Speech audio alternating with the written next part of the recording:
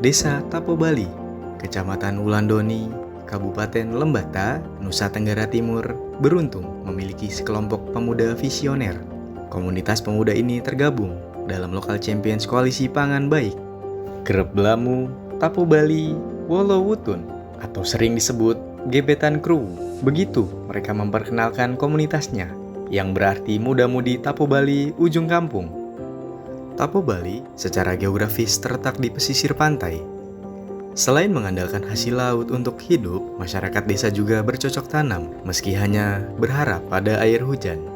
Beberapa komoditas pertanian yang dibudidayakan di desa ini seperti sorghum, jewawut, dan padi varietas lokal. Arti dalam bahasa Indonesia dari Kerep Blamu Tapo Bali Wolowutun tersebut itu muda-mudi Tapo Bali ujung kampung. Gebetan itu gerakan bersama menuju Tapo Bali asri dan nyaman. Saya bersama teman-teman komunitas melakukan itu mulai dari persemaian bambu sampai pada penanaman bambu di mata air.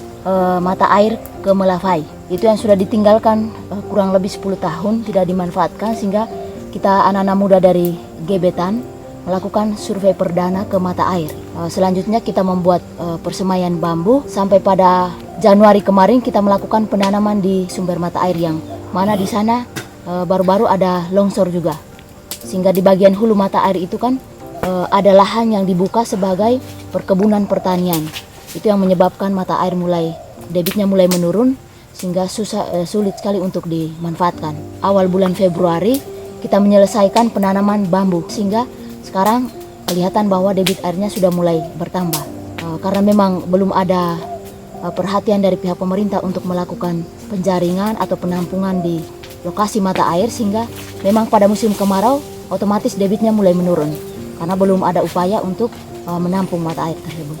Kenapa saya harus berjuang untuk pergi tanam walaupun jaraknya lumayan jauh? Karena saya berpikir mungkin 5 tahun atau 10 tahun ke depan mungkin bukan saya yang menikmati, tapi generasi-generasi dari Tapo Bali bisa menikmati air yang kami.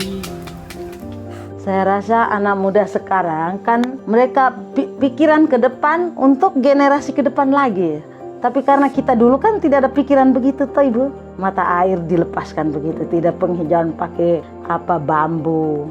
Dulu mana kami orang tua ini mau hijaukan apa segala macam, tidak. Makanya susah air. Debit airnya kurang. Saya mendukung anak muda. Setiap kali kegiatan saya ada di situ.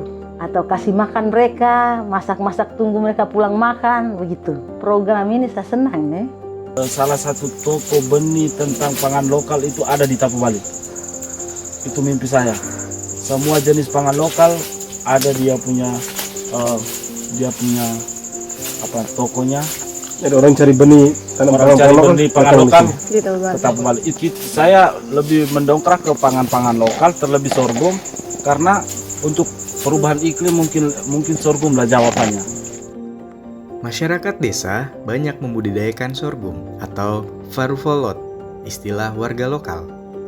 Tanaman ini dapat dibudidayakan di lahan kering dengan pasokan air minimal. Sekarang saya tanam sorghum, saya rasa macam bahagia sekali karena sorghum itu orang datang beli. Yang sisanya itu kami taruh untuk masak di nasi, tambah dengan nasi. Semuanya pada larinya ke beras. Akhirnya di komunitas ini juga kita mulai mengambil inisiatif, berkomitmen untuk coba kita lestarikan kembali kita punya pangan lokal yang satu ini, yaitu farufolot atau sorghum ini. Kenapa kami harus memilih sorghum untuk menanam di daerah kami? Karena di daerah Tapo Bali juga dikategorikan sebagai lahan daerah kering. Maka dari itu kami memilih sorghum karena sorghum itu bisa bertahan di daerah kering, kurang hujan. Maka kami memilih sorghum karena sorghum juga bisa dipanen 2-3 kali sehingga bisa menambah kebutuhan rumah tangga pangan. Selain farufolot, berbagai pangan lokal seperti jagung dan kacang-kacangan juga masih banyak dibudidayakan di desa Tapo Bali. Bengo itu namanya kacangan toh. Kalau bengo itu, kalau kita petik kan kita jemur dulu. Jemur di matahari, baru kita kasih pecah. Kasih pecah, ambil dia punya isi di dalam. Kita mau masak sampai 5-6 kali. Itu baru kita bisa makan. Utainan yang di dalamnya merah. Yang macam ini dia punya daun kami biasa buat benang itu Kak, warna hijau. Itu yang kami mau pakai untuk buat sarung-sarung adat. Walaupun tinggal di negeri batu cadas, begitu mereka menyebutnya, Desa Tapo Bali cukup kaya akan potensi lokal, baik tani, kerajinan tangan berbahan alami, maupun sarang walet. Meskipun kondisi alam menjadi tantangan belakangan ini. Karena kualitas waletnya juga menurun. Sekarang itu kadangkala cuacanya tidak bagus, itu dia hitam. Kalau musim panas baru dia sedikit ada putih. Tapi kalau curah hujannya banyak itu dia hitam banyak. Menjaga dia ada seremonialnya, panggil pulang. Misalnya dia sudah kurang, harus pergi buat seremonial panggil pulang. Seremonial panggil pulangnya itu pakai ayam, baju putih, lalu ke sana juga dua orang ini panggil. Untuk mantaranya panggil pulang ada. Dulu orang tua Semarang sangat, sekarang orang mau bilang desa wisata, jadi orang sekarang lepas orang masuk sembarang di dalam gua. Kalau dulu itu orang tua keras sekali, ketat sekali. Walet itu kita buat taluk keliling dulu untuk menahan erosi dulu. Di sekitar itu juga kita akan pikirkan bahwa tanaman apa yang cocok untuk kita tanam di sekitar keliling itu, karena jangan sampai tanaman-tanaman yang bisa membuat itu tebing bisa kebelang.